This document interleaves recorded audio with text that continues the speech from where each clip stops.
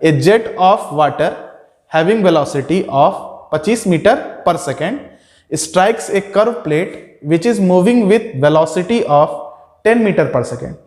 एक जेट है, एक पानी का जेट है जो एक कर्व प्लेट जो मूव कर रहा है कुछ वेलोसिटी से 10 मीटर पर सेकेंड जो कि दिया हुआ है, उसको स्ट्राइक कर रहा है।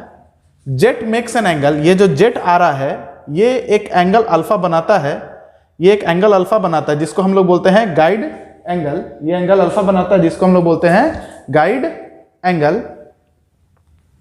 Jet makes an angle of 20 degree with the direction of motion of the plate. तो यहां पर जो जेट है ये एक एंगल बना रहा है जिसका नाम है अल्फा, जिसको बोलते हैं गाइड एंगल। ये direction of motion of plate है आपका। तो ये जो जेट है इस direction of motion of plate के साथ एंगल बना रहा अल्फा, जिसका वैल्यू तुमको दिया है 20 डिग्री। चलो आगे देखो, the jet leaves at an angle of 130 degree to the direction of motion of plate. देखिए जेट आपका ये V2 निकल रहा है और आपको ये ट्राइंगल और ये ट्राइंगल कैसे बनाना ये क्लास में हम काफी ज्यादा डिटेल डिस्क्रिप्शन दे चुके हैं। इससे डायरेक्ट क्वेश्चन पर हम लोग आएंगे और हमको क्लियर है कि आप लोग को वेलोसिटी ट्राइंगल का कंसेप्ट बिल्कुल क्लियर होगा। जो वेलोसिटी ट्राइंगल का क्लास नहीं किए हैं उनके लिए तो फिर ये वीडियो बिल्कुल भी अननोन हो जाएगा। इसलिए पहले आप वेलोसिटी ट्राइंगल का कंसेप्ट को नोट से पढ़िएगा, उसके बाद इस क्वेश्चन को अप्रोच कीजिएगा। हालांकि जो क्लास किए होंगे उनको ये समझ में आ रहा होगा कि जेट जो निकलता है वो V2 वेलोसिटी से निकलता है। तो इस सवाल में आपको ये कह रहा है कि jet leaves at an angle alpha degree, jet leaves at an angle 130 degree with the direction of motion of the plate. Plate आगे जा रहा है और ये जेट इधर निकल रहा है। तो ये जो direction of motion of plate है इसके साथ ये जेट कितना डिग्री का एंगल बना रहा है, 130 डिग्री का एंगल बना रहा है। ठीक है, ये क्वेश्चन में कहा अगर ये 130 डिग्री का एंगल है, इसका मतलब ये क्लियर हो गया कि ये वाला एंगल कितने डिग्री का होना चाहिए। ये टोटल 180 है तो ये 130 है तो ये कितना होना चाहिए, 50। तो मेरे पास आउटलेट एंगल आ गया। आउटलेट डिस्चार्ज एंगल बीटा कहते हैं। ये बीटा भी कितना होगा, 50। कैसे 50 होगा भाई, तो अल्टरनेट एंगल के कंसेप्ट से हो जाएगा। चलिए आगे बढ़ते हैं। अब आपको निकालना है calculate the inlet and outlet blade angle. आपको बता चुके हैं थीटा को हम लोग कहते हैं इनलेट ब्लेड एंगल और फाई को हम लोग कहते हैं आउटलेट ब्लेड एंगल। तो ये अगर क्वेश्चन आप लोग नोट डाउन कर चुके होंगे तो अब इस क्वेश्चन को हम रब करेंगे और पहला कैलकुलेशन मेरा थीटा और फाई का होगा। तो चलिए हम लोग थीटा और फाई को थोड़ा सा कैलकुलेट करेंगे कि थीटा और फाई का वैल्यू क्या आना चाहिए।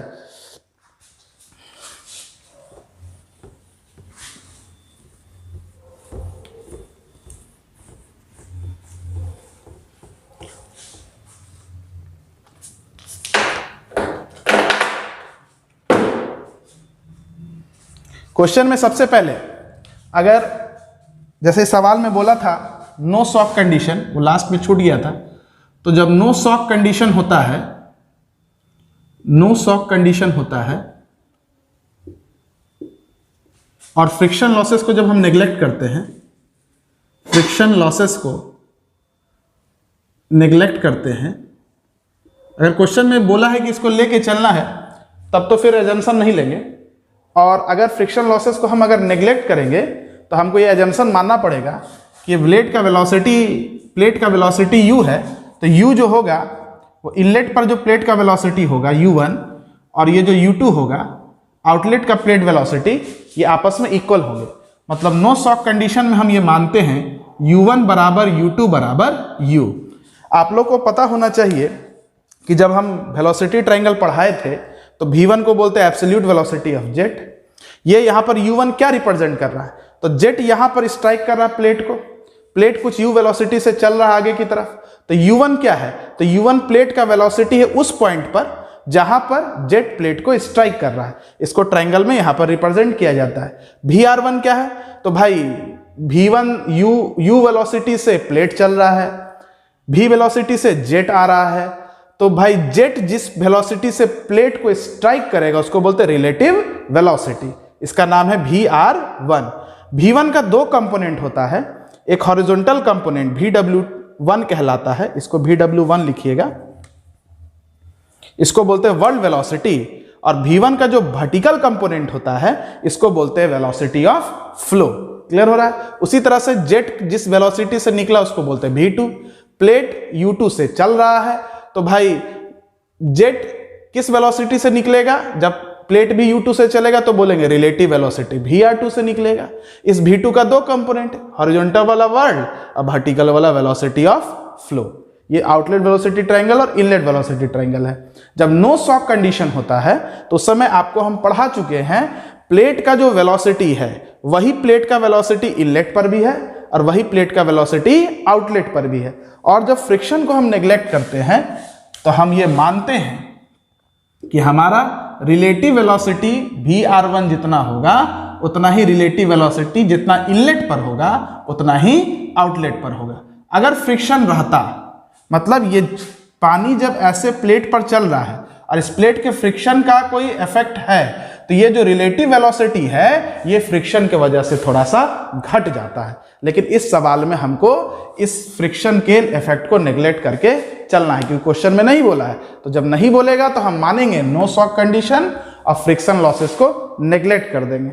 चलिए अब हम लोग आगे बढ़ते हैं। ये ट्रायंगल का नाम लिख लेते हैं जरा सा हम लोग, A B C D, ठीक है। और इस ट्रायंगल का नाम रख देते हैं E F G H। यहां तक तो कोई दिक्कत नहीं है।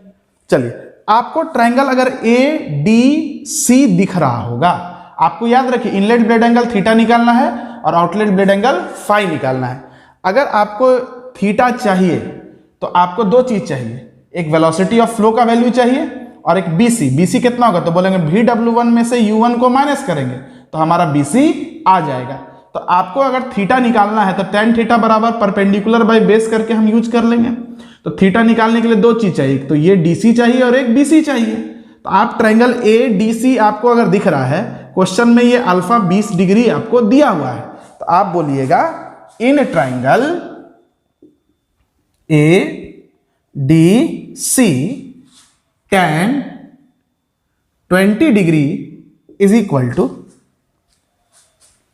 या आपके पास क्या चीज है, आपके पास बोलिएगा सर मेरे पास V1 है, जेट किस वेलोसिटी से स्ट्राइक कर रहा है क्वेश्चन में देखिए। तो क्वेश्चन में लिखा है V1 is equal to 20 metre per second. तो आपके पास हाइपोटेन्यूस आपको परपेंडिकुलर चाहिए, तो आप क्या लगाइएगा sin 20। तो sin 20 बराबर क्या होगा P/h। तो लिखिएगा VF1 बटे V1। तो VF1 कितना होना चाहिए, V1 कितना 20, तो 20 sin 20 डिग्री, इसको कैलकुलेट करने पर आ रहा है 6.84 मीटर पर सेकेंड। VF1 आ गया। आपके पास U1 है, U1 कितना है 10 मीटर पर सेकेंड। प्लेट का जो वेलोसिटी होगा वही प्लेट का वेलोसिटी इनलेट पर भी होगा और वही प्लेट का वेलोसिटी आउटलेट पर भी होगा।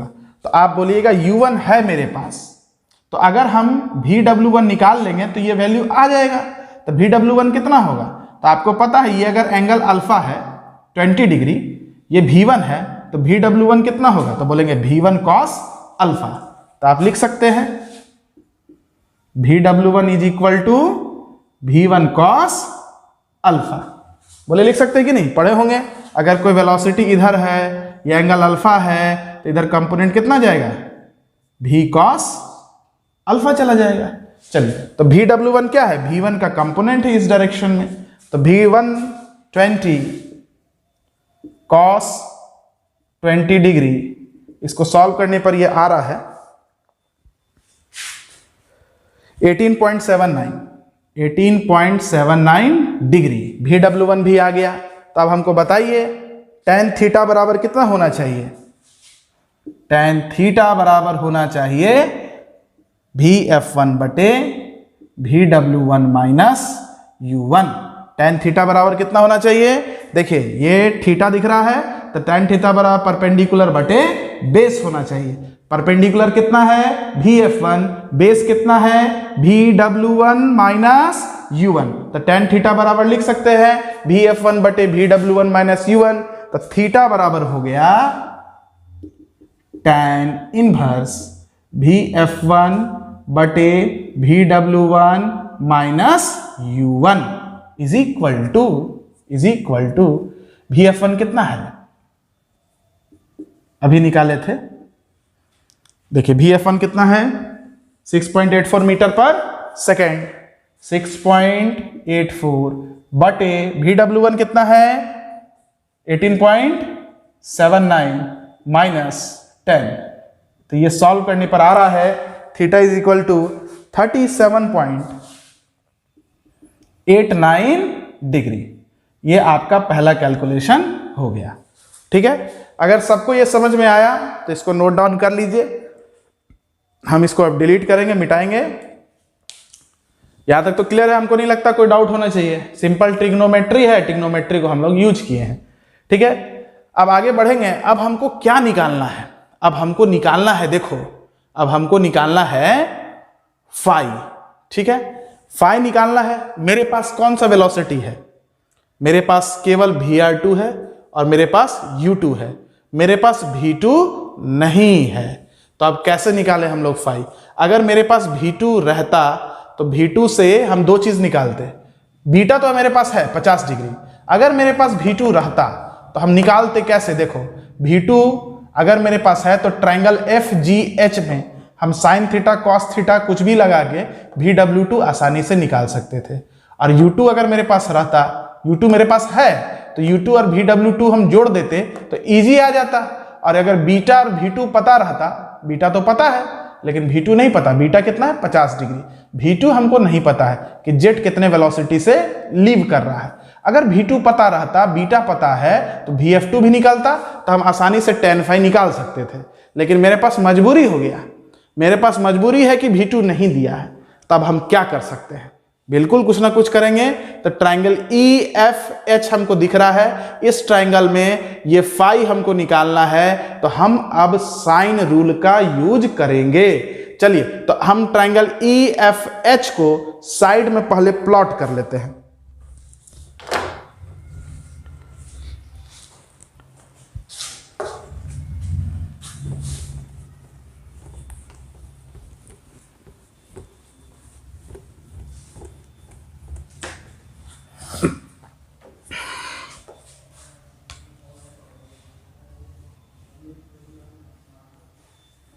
चलिए EFH हो गया। चलिए EF रिप्रेजेंट कर रहा है U2 को। अच्छा देखिए यहां पर EF आपको दिख रहा होगा, दिख रहा है सबको? EF रिप्रेजेंट कर रहा है U2 को। अच्छा EH किसको रिप्रेजेंट कर रहा है? VR2 को। और FH किसको रिप्रेजेंट कर रहा है? V2 को।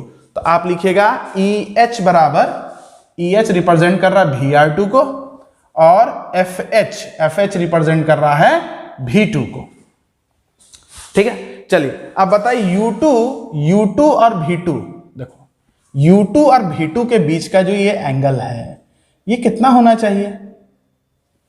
ये कितना होना चाहिए? अगर ये बीटा है तो ये होना चाहिए 180 माइनस बीटा, क्योंकि ये टोटल एंगल कितना है? बोलिए 180 डिग्री। ये बीटा है 50 डिग्री, तो ये कितना होना चाहिए? 130 डिग्री। आप लिख सकते हैं इसको EFH, angle EFH is equal to 180 minus beta. चलिए अब यहां देखिए, ये एंगल आपको दिख रहा होगा FHE, दिख रहा है सबको? बोलो। अच्छा ये बताओ, ये टोटल एंगल कितना है?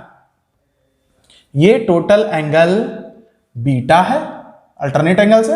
ये बीटा है तो ये भी बीटा है, डिस्चार्ज एंगल। अच्छा ये टोटल एंगल बीटा है और ये एंगल फाई है, तो ये एंगल कितना होना चाहिए? ये 180 माइनस बीटा हो गया, ये फाई हो गया, तो ये होना चाहिए बीटा माइनस फाई। कैसे? देखो तुमको पता है, इसको मान लो x plus phi, x plus phi, ये कितना हो गया? 180 माइनस बीटा। तीनों ट्रायंगल का सम कितना होना चाहिए? 180 के बराबर। तो x बराबर कितना होना चाहिए? 180 से 180 कैंसिल हो गया, बीटा माइनस फाई। मतलब इस x के बदले हम क्या लिख सकते हैं? Beta minus five. यहां तक कोई दिक्कत? चलिए, तो अब भाई ये एफ एच ई का एंगल हो गया बीटा माइनस फाइव, और ये एंगल हो गया एफ ई एच, ये एंगल हो गया फाइव। यहां तक कोई दिक्कत? अब हम लगाएंगे साइन रूल। तो साइन रूल ये कहता है इस वेलोसिटी का सामने वाले का एंगल का साइन का ratio beta minus five is equal to इसके सामने का VR2 बटे बोलो sine 180 minus beta is equal to V2 बटे साइन 5 होना चाहिए। कोई दिक्कत इसमें? मेरे पास U2 है, मेरे पास VR2 है, बोलो है कि नहीं है? मेरे पास VR2 भी है, U2 भी है, बीटा भी है। फाइ निकाल लेंगे यूज करके, देखो ऐसा U2 by sine beta minus five is equal to VR2 बटे साइन 180 माइनस 50 कितना हो गया? 130 डिग्री। यहां तक कोई दिक्कत? चलिए, अब हम क्या करते हैं, अब हम क्या करेंगे, इसको डिलीट कर देते हैं, यहां पर मिटा देते हैं। आप लोग सब लिख लिए होंगे, इसको मिटा देते हैं, और मिटाने के बाद आप लिख सकते हैं U2 का वैल्यू कितना दिया है आपको क्वेश्चन में? 10 sine beta minus five is equal to VR2 कितना निकाले थे? VR2 आप लोग कितना निकाले थे? VR1 के बराबर। अब VR1 आया था, अच्छा VR1 नहीं निकाले थे, तो आपको पहले VR1 निकालना पड़ेगा। ठीक है, चलिए, खैर VR1 निकल जाएगा, कोई दिक्कत नहीं है। ये देखिए ट्रायंगल, अगर इनलेट वेलोसिटी ट्रायंगल हम फिर से थोड़ा सा बना देते हैं, इसको बोलते हैं हम लोग VR1। ठीक है, ये एंगल क्या था? थीटा। ये क्या था? VF1। तो क्या थीटा आपको पता है, VF1 पता है, तो VR1 नहीं निकल जाएगा? आप लिख सकते हैं, या साइड में कैलकुलेशन कर देते हैं कि VR1 या sine theta is equal to VF1 बटे VR1। VF1 पता है, साइन थीटा पता है, तो VR1 कैलकुलेट कर सकते हैं। तो हम डायरेक्ट आंसर लिख देते हैं, VR1 इज इक्वल टू आ रहा है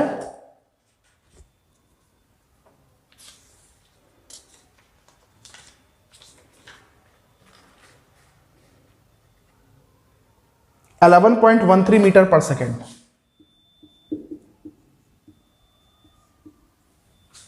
ठीक है, तो बस यहां पुट कर दीजिए 11.13 बटे साइन 130 डिग्री। अब एक इक्वेशन एक अननोन, तो बीटा नहीं निकल जाएगा। आप लिख सकते हैं सॉल्व करके बीटा इज इक्वल टू, ऐसे एक स्टेप और लिख लीजिए, sine beta minus 5 is equal to 10 into sine 130 degree बटे 11.13। 5 पता है, सॉरी बीटा पता है, तो आप 5 निकाल सकते हैं। ये बीटा माइनस 5 कितना हो जाएगा? बीटा माइनस 5 हो जाएगा sine inverse this value. Beta पता है तो 5 निकल जाएगा, इस वैल्यू को इसमें बीटा में माइनस करेंगे 5 आ जाएगा। आप 5 कैलकुलेट कर सकते हैं, तो 5 बराबर आंसर जो आ रहा है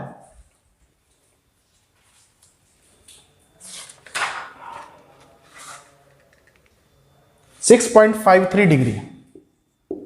6.53 डिग्री। ये आप लोग इनलेट वेलोसिटी ट्रायंगल और आउटलेट वेलोसिटी ट्रायंगल से इनलेट बेड एंगल और आउटलेट ब्लेड एंगल को आसानी से कैलकुलेट कर लिए हैं। ठीक है, तो यहां पर ध्यान रखना है कि VR2 के लिए आपको VR1 चाहिए, और VR1 के लिए आप इनलेट वेलोसिटी ट्रायंगल को यूज करेंगे। कोई दिक्कत तो नहीं है इसमें? आ रहा ना समझ में मेरा बात? Any problem? कोई दिक्कत? चलिए, अगर दिक्कत है तो वीडियो को थोड़ा सा रिवर्स कर लीजिएगा, बैक कर लीजिएगा, और यहां पर आके फिर से क्लास को आप देख लीजिएगा, देख सकते हैं। चलिए, अब इस क्वेश्चन का जो नेक्स्ट पार्ट है, हमको निकालना है work done per second per unit wait निकालना है। ठीक है, चलिए तो अब इसको हम रब करेंगे थोड़ा सा, आप लोग को लिखना है तो आप लोग लिख सकते हैं। ठीक है, चलिए इसको हम रब कर देते हैं बोर्ड को।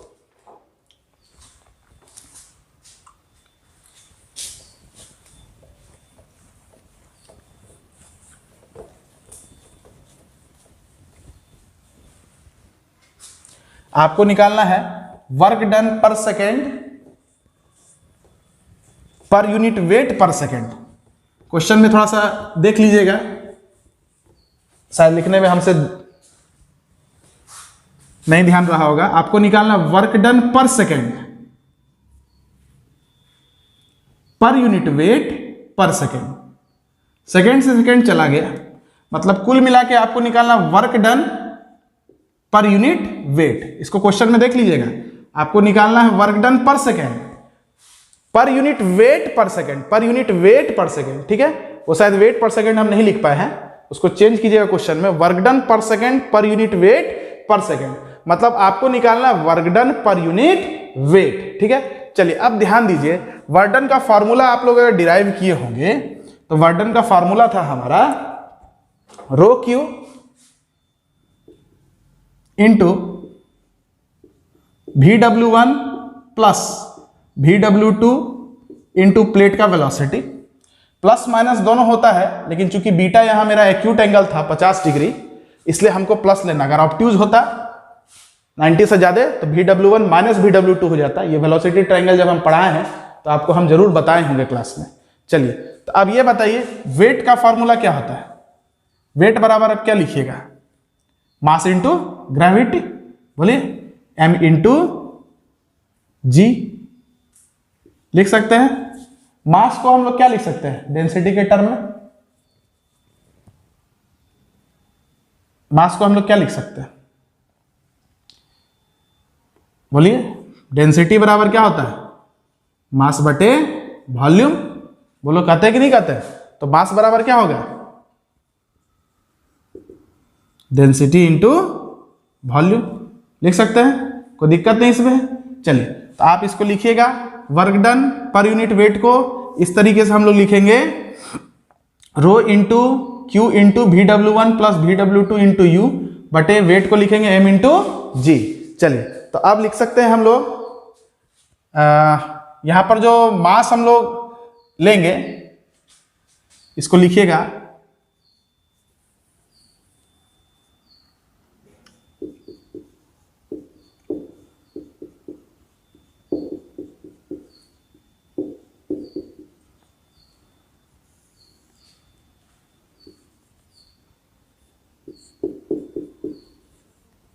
चलिए यहां पर एक्चुअली में हमको वर्क डन पर सेकेंड लिखना है, ठीक है, और वेट पर सेकेंड लिखना है। तो वर्क डन पर सेकेंड का फॉर्मूला ये है, ठीक है, ये वर्क डन का फॉर्मूला नहीं है, ये फॉर्मूला किसका, वर्क डन पर सेकेंड का है। और ये वेट क्या लिखना है आपको, वेट पर सेकेंड है ना। बोलिए एक्चुअली क्या था, work done per second wait per second, तो सेकेंड सेकेंड कट गया था, लेकिन बेसिक फॉर्मूला तो यही था, work done per second wait per second. तो जब वेट पर सेकेंड है तो आप इसको पर सेकेंड के लिए टाइम से डिवाइड कीजिएगा कि नहीं कीजिएगा। आपको क्वेश्चन में क्या निकालने बोल रहा है, क्वेश्चन में निकालने का रहा work done per second wait per second, तो इसको हम लोग कह सकते हैं work done per unit wait, क्योंकि सेकेंड सेकेंड कट जाता है। लेकिन याद रखना है कि work done per unit wait भी अगर बोलेगा तो हम निकालेंगे work done per second per unit weight per second, ताकि ये सेकेंड सेकेंड क्या हो जाए, कट जाए। ठीक है, तो बेसिक फार्मूला हमको अगर क्वेश्चन में कहेगा कि work done per unit wait निकालिए, इसका मतलब ये अंडरस्टूड बात है कि हमको निकालना क्या है, work done per second per unit weight per second. ठीक है, चलिए तो हम वेट पर सेकेंड के बदले ये फार्मूला वर्क डन का नहीं है, ये फार्मूला किसका है, वर्क डन पर सेकेंड का है। चलिए तो हमको क्या निकालना है, वेट पर सेकेंड, तो इसलिए आपको यहां पर टाइम से क्या करना पड़ेगा, डिवाइड करना पड़ेगा, क्योंकि ये वेट mg होता है तो wait per second m/t into जी होगा। क्या m/t को मास फ्लो रेट बोल सकते हैं, बोलो। तो जब m/t मास फ्लो रेट है तो इसको डेंसिटी के टर्म में कैसे लिखेंगे, density into volume flow rate, क्योंकि मास बराबर मास बटे वॉल्यूम डेंसिटी होता है। तो m/t, तो m बराबर क्या लिख सकते हैं, v into rho by T यहाँ की तो बाई टी यहाँ भी की, वॉल्यूम बाई टाइम को क्या बोलेगा, वॉल्यूम फ्लो रेट। और क्या इसको डिस्चार्ज नहीं बोलते हैं क्या, तो आप लिख सकते हैं rho into Q into VW1 plus VW2 into U बटे M/T को मास फ्लो रेट को लिख सकते हैं density into volume flow rate जिसका नाम डिस्चार्ज है इंटू G। तो ये कट गया, ये कट गया, तो फॉर्मूला क्या आ गया VW1 plus VW2 into U बटे G। तो ये फॉर्मूला है किसका, work done per second per unit weight per second, या आपको अभी बताया work done per unit wait, एक ही चीज है क्योंकि ये सेकेंड सेकेंड कट जाएगा तो कोई फर्क पड़ेगा नहीं। क्लियर हो रहा है मेरा बात? चलिए अब आगे बढ़िए, सारा वैल्यू आपको पता है तो आप पुट करके आंसर निकाल सकते हैं। Work done per second per unit weight per second is equal to, answer देखो आ रहा है